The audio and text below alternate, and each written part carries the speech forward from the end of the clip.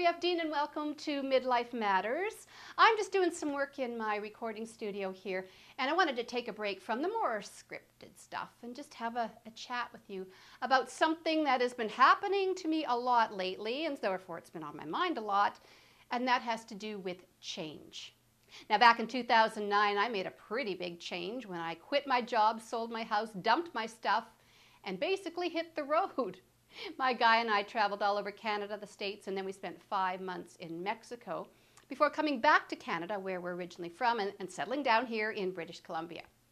Now, I wouldn't recommend you run out and do that. It's not what I'm here to suggest. But when we do make conscious changes in our lives, it can open up a whole new realm of possibility. Now, change is scary. I understand that. And there were many times on my journey when I felt that fear. It was unknown. I didn't know what was going to happen. I didn't know what we were going to do. We just had this vague notion, kind of an outline, and then we said, poof, let's go. Let's see what happens. So we tried to stay curious and expect wonderful things to come into our life. And boy, did they ever. We met amazing people, many who we call friends to this day.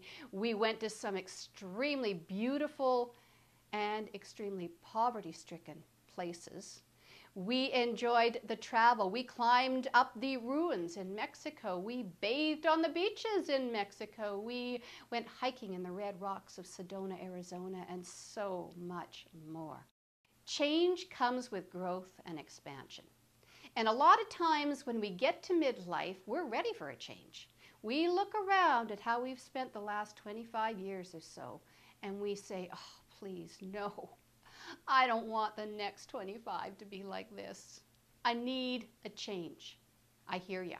But sometimes we don't know what that means. We don't know what change involves. And so we do nothing because we feel afraid. Change is fearful.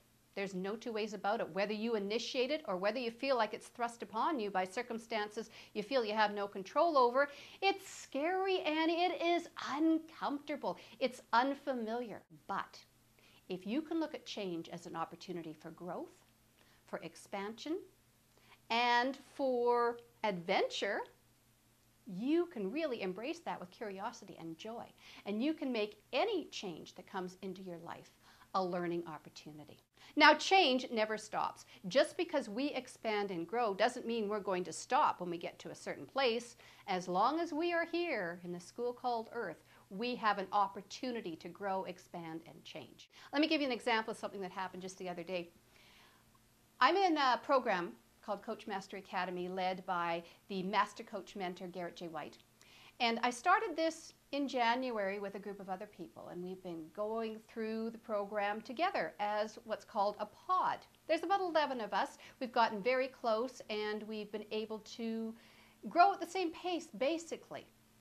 Well, recently Garrett told us, you know what, gang, I'm doing a change. I'm splitting your pod, and some of you are going to go to this pod, and some of you are going to go to that pod.